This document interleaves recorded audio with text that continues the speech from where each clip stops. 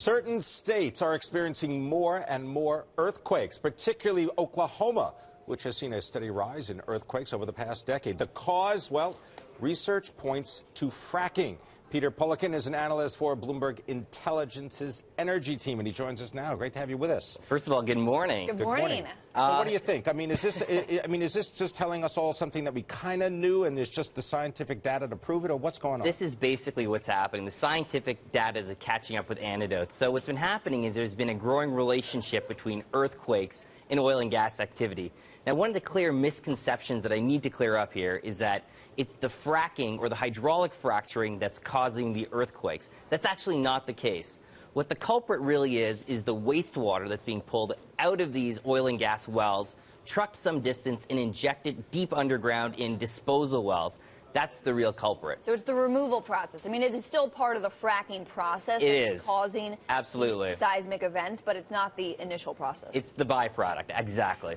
So what is the solution? If there, I mean, do we need to find a solution? Is this, I mean, obviously, I mean, I don't know, obviously. Well, tell me, do you want earthquakes in? The water. Cleaner disposal That of the water. definitely is a clear solution, meaning we definitely need to recycle more water. But one of the big problems that you have is we're talking vast quantities of water. For each barrel of oil you produce, for example, you can pull out as much as 10 barrels of water. That is worse than the ratio of water to almonds. It is pretty bad. Very good. It is pretty bad, and good fact, by the way. Well, we all know that one now.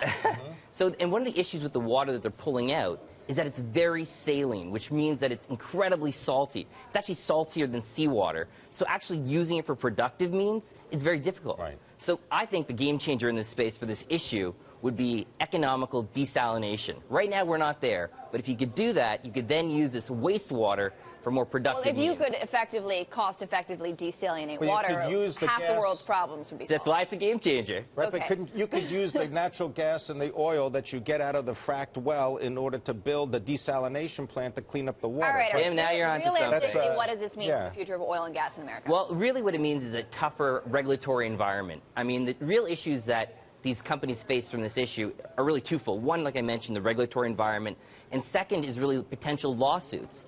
You know, these are activities that are causing real damages. So both of those could impact, you know, the cost structures of these businesses going forward. So, in sum, can you now say that fracking is causing earthquakes? Based on the evidence that I've analyzed, I can say that wastewater disposal wells, Which is part of the fracking process, is linked very strongly to earthquakes. And evidence, and I might point out, a Stanford study came out recently which confirmed some of the research that we've done that definitively links it. Oh, all right. Then where can people check out this report? The research is available on the Bloomberg terminal for terminal subscribers, and we hope everyone checks it out. All right.